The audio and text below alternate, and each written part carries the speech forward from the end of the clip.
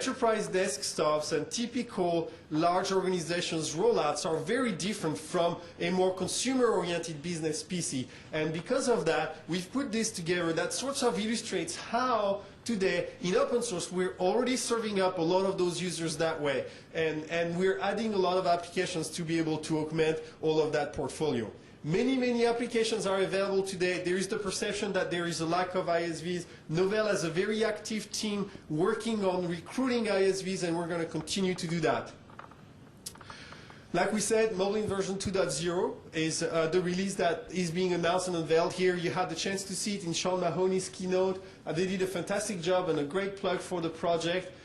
We're working with the Linux Foundation, we're working with Intel to provide an environment that works very well. And in order to be able to do that, I think I'm just going to stop here for a minute and give JP a chance that instead of me working through slides, we're actually going to walk through some of those. Do you want to come up here and show them some of those elements? So I'll just stand right here and have JP give a presentation of some of the user interfaces, the same way that Terence has done it, but on the projector this time.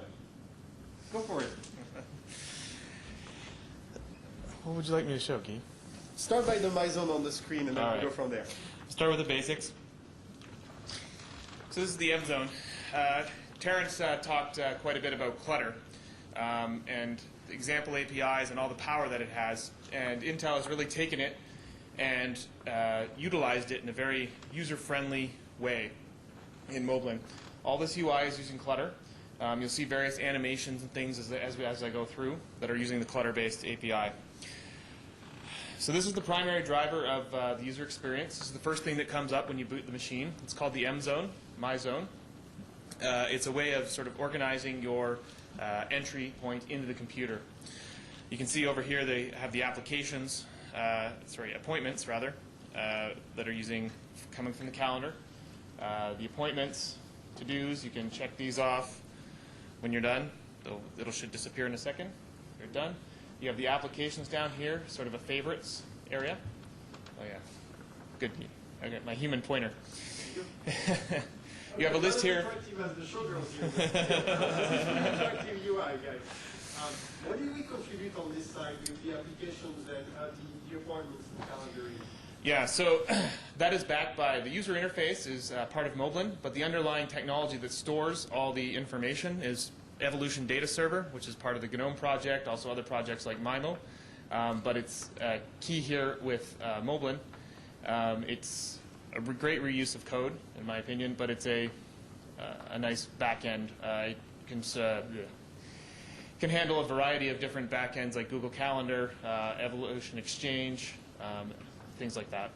So you're telling us that because of the nature of open source, we were able to reuse a lot of existing components and just start with you a very exciting front end on top of that. That's correct, actually. This is actually a trend in open source right now, is to reuse a lot of lower level components, non-UI components, and then adapt the user interface to what's required at the end. What would an email client look like that integrated into that same framework? He's asking leading questions now.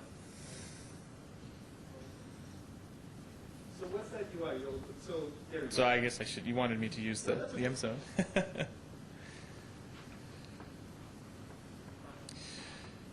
Oh, I launched the whole thing there, didn't I? I grabbed the one. Evolution, for those of you that are not familiar with it, this is the full evolution. And this is a good example because you can see how on the density of the screen, it's not necessarily as easy to use as you would like it to be. It doesn't take full advantage of the layout and the compliance in terms of human interface guidelines that we would want for this UI. So here instead... What you will notice actually though is it's using all the same data that you're seeing from here. It's all shared across the applications. So this is something we've been working on internally at Novell. Well, it's public actually, but Novell has been leading the development efforts on it. This is called Angel. It's an email client specifically made for Moblin. So it's one of the first of probably a series of apps that you're going to see that are going to be developed for the Moblin environment, specifically for the Moblin environment. You'll see the same thing here that I mentioned before, which is using all the same mail that's available in the regular Evolution client. It's all backed by the same storage. And the idea here was to shrink the needed space in order to view mail more effectively. So you have a few things here like threaded views. We can look at the headers.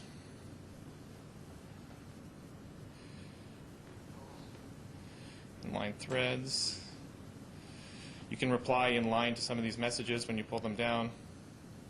So for users that are familiar with the Google Gmail interface, this should look pretty familiar too. Yeah. Inline editing of the mail, right in the thread. And it, of course, supports all your basic IM operation. Out of here as well. Is it all tab-based navigation? Yes, it is all tab-based navigation, so that the idea being here is that the screen real estate on Moblin is quite valuable, and you don't want to make things complex by popping up windows everywhere, right? So when you're double-clicking here, you're always adding tabbed browsing experiences, so you don't have a lot of window management issues where you have to alt-tab through all the windows or do very complex things to get to the right window you want to look at. And one of the reasons for that is that the screens are so small on these devices. You mostly want to maximize your windows, right? You want to have them maxed all the time, which makes it very difficult to drag ones out of the way to find the one you want. And as part of the community, Intel was involved because their design team helped the evolution team come together with that UI, right? How was Yes. that interaction like? It was very good, actually.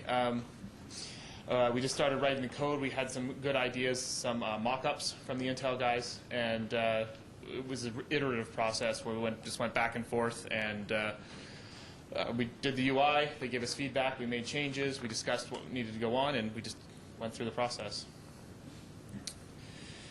I think one of the applications that showcases the Clutter interface extremely well is the current media player that's embedded into Moblin. So maybe we can take a look at that next. Yeah.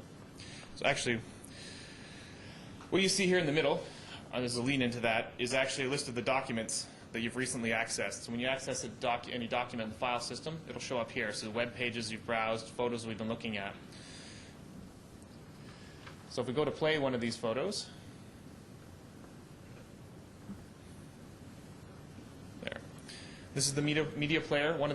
This is the media player in Moblin by default. It's called Hornsey, that the Intel guys have been writing. And then get ready for some of the fancy Clutter animations. We've tried to make a very smooth way to navigate through all your photos. You can collect them in sort of a, I guess, the 3D physics world. If any of you saw the first stabs at this a few years ago and stuff like Bump Top, this is sort of in the same vein, but it's a little smoother and a little more usable, I would say, or a lot more usable. From a usage standpoint, what you're seeing is these are music albums, right? Yes. And some of those are photo folders, and some of them have videos in them. Correct. So it's pulling in all your media into one sort of view for you to go through and play it. There are some panels around that you can go, like if you mouse over on the left, you'll be able to make a menu appear that helps you navigate through that. And you can use it to construct playlists. It'll construct slideshows for you out of what you've selected. What is that thing on the lower right corner? That is actually the playlist. Sorry, I can't see it on the screen up here because it's projecting.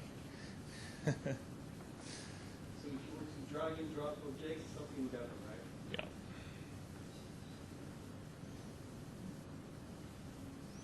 We construct a slideshow of Michael Meeks, a leaf, and I don't even know what that is. What is it? There must be a little message in there. And then if you go back to the zoom, so the zoom functionality allows you to go through the different levels and give you very quick visual access to all of your content. So by zooming back, you'll go into the slideshow mode. You can add audio tracks as part of it as well. You can play videos in that same interface, and everything is federated into that one environment. So it's very easy for users to relate to that content. And should you have different plugins, and what I mean by that is different destinations for that information, you'll be able to leverage those destinations directly from that media player and move your content to all of those destinations. So a very powerful user interface. It's available today in the beta. So if you go to moblin.org, you'll be able to download a version of Moblin 2 that has that user interface as part of it. So I invite you, again, to go ahead and do that. That's my slideshow. All right. There's something special as well about one of the popular media players that we've been working with. Maybe Sure. we can show that next and show how the same multimedia content, we didn't really play any of the music there, but the music that's available on this machine has also